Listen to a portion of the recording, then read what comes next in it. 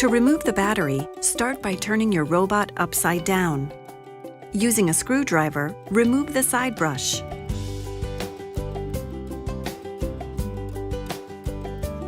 Loosen the 4 screws that secure the bottom cover.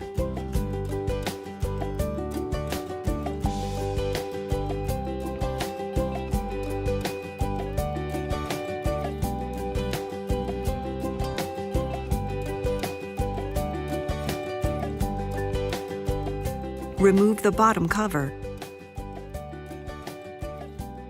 Then remove the original battery.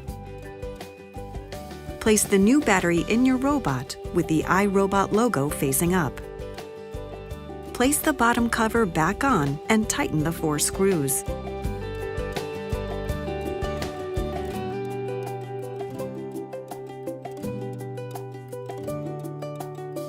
To finish, replace the side brush and tighten the screw.